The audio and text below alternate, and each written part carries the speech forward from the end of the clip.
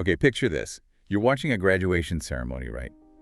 University of South Alabama, 1994. There's applause. A graduate in cap and gown gets his bachelor's degree. Anthropology. He's smiling, and then it hits you. This graduate, he's 10 years old. That's Michael Kearney. And yeah, that image is pretty stunning. Guinness World Records confirmed it, youngest ever university graduate. Exactly. And his story, it's more than just records, isn't it? It makes you wonder. A mind like that, moving so fast, is it purely a gift, something amazing to celebrate? Or does it come with this, like, impossible weight, expectations, isolation, maybe even a burden? That's the real question we're digging into. Yeah, we're diving into the sources you send over, trying to get behind the headlines. What's the cost? What's the controversy? Yeah. But also, what's the inspiration here? What does it mean to be a modern prodigy, really? Absolutely. And this isn't just about IQ points or test scores. Not really. It's about the sheer human resilience needed, isn't it? You've got global expectations, and you're trying to carve out your own path when, frankly, the world wants you to fit into neat little boxes. Right. So what Kearney's life shows us about pushing through, about using what makes you unique. Well, I think there's something in that for everyone listening. Okay, let's unpack this timeline then, because it's almost hard to believe. It feels less like growing up and more like a countdown sequence. A countdown. Yeah, or maybe a storm of genius, as the sources put it. I mean, think about it. Most babies are just starting to maybe recognize sounds. Michael spoke his first word at 4 months. 4 months. That's barely sitting up territory for most kids. And the sources say by 8 months, it wasn't just babbling. He was actually like absorbing adult TV shows, understanding them. That's what they suggest, yeah.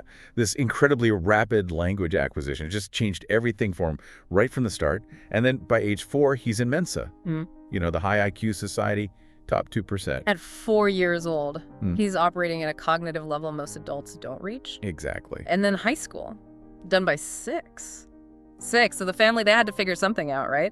Homeschooling wasn't enough anymore. Pretty much. The standard system just ran out of road for him. So they shifted straight into university courses when he was just 8. Wow. Imagine the logistics of that. The sources paint the parents as, well, almost facilitators of this unique journey, don't they? They really do. They saw a society wasn't built for his pace. That's why the sources call it an odyssey of study. His mom, especially. You read about her sitting with him in university lectures, sort of like an academic bodyguard, making sure he had context, stability. That image, the mother beside him in a lecture hall, it really highlights how much support was needed. But what about him? Socially? Yeah, that's the tough part. The sources mention this feeling, this profound sense of being alien in your own world. Alien? Think about it. Physically, emotionally, he's a child. He can't really connect with college students on that level. But intellectually, he's way beyond kids his own age. So you get this potential for deep isolation, even when he's surrounded by people. The challenge wasn't just academics, it was keeping him connected, grounded. And that kind of speed, that visibility, it brought a ton of scrutiny, didn't it? Which gets us into the controversy, the pressure. When someone's that different. The world tries to make sense of it, or sometimes, normalize it. Critics started questioning things, not just the methods, but him. And then the medical field got involved. They diagnosed him with ADHD, attention deficit hyperactivity disorder. Wait, ADHD? For someone absorbing university material at age 8, the sources say they recommended medication too. They did, and it's a striking point, isn't it? Seeing this extraordinary ability, and the first reaction from some quarters is to label it a problem to be fixed, clinically. It says a lot about how we react to outliers, maybe.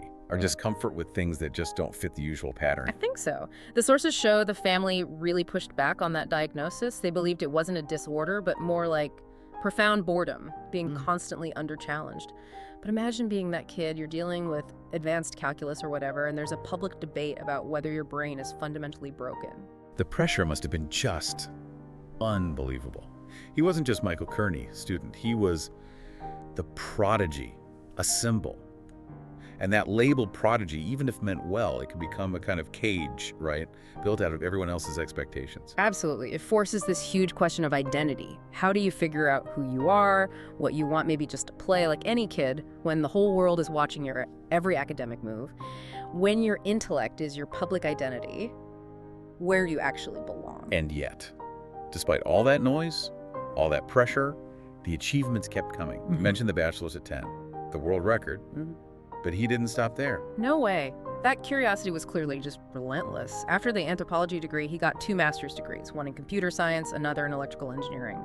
All of this before most people his age were even deciding on a major, let alone driving to campus. That's just staggering, moving across completely different complex fields like that. Yeah, it does suggest a powerful drive not just to learn, but to master. Maybe, as the sources hint, knowledge became a kind of shield, a way to channel all that external doubt into something concrete.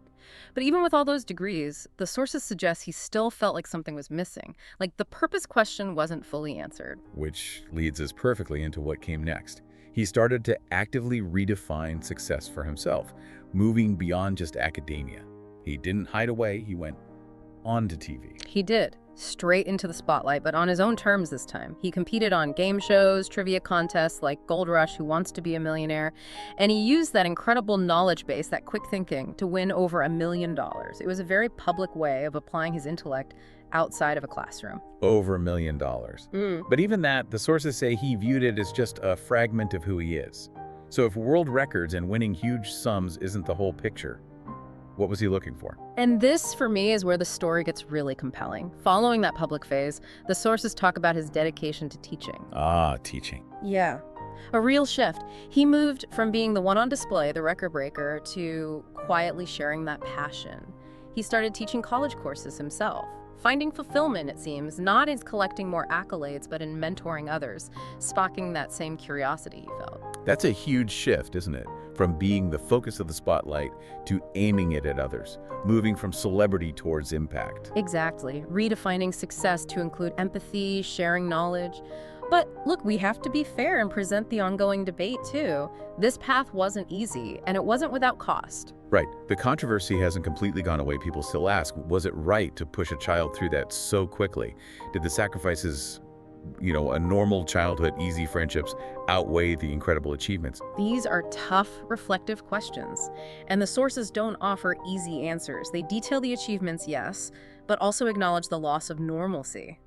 The parents, through this whole odyssey, were constantly making trade-offs. So his story isn't just about genius, it's about the family's choices, their dedication, the ethics involved. Any pioneer cuts a new path, and when you break convention that radically, people are always going to question the cost. So let's bring it back to the listener. Beyond the records, the money, the debate, what's the universal lesson here? What can you take away from Michael Kearney's life? Well, I think it's powerful proof that limits. Maybe they're only as real as we let them be. His life shows that extraordinary talent needs extraordinary resilience to match. And as we talked about, it really highlights the power of support, that family teamwork that made his journey possible at all. It challenges this whole idea that you have to be normal to achieve great things. So maybe it holds up a mirror to our own unique skills, or maybe the fears we have about them. Could be. Think about the challenges he faced internally. What if that thing that makes you different, your passion, your skill, your way of thinking, sometimes feels like a burden because the world doesn't quite get it? Would you still chase that curiosity? Even if it meant leaving the comfortable path, doing something others find odd, or too fast, or just unconventional? And would you keep going when people doubt you, or when it feels like the world just isn't ready for what you have to offer? Kearney's journey, it seems, ultimately redefined success to include things like empathy, accepting yourself, and just persevering, charting your own course. It reminds us that life isn't just a race to the finish line, maybe. It's about the journey, staying true to yourself. Right, and the sources suggest that real impact isn't just about the records you break. It's about the people you inspire along the way. That shift he made from accumulating knowledge to sharing it as a mentor, that feels significant. So the final thought for you, listening. If you embrace what makes you different, if you use every challenge, every doubt, maybe even every label as fuel, what unique ability do you have the courage to finally unleash, even if you think the world might not be quite ready for it yet? Because, the world is waiting for your story too.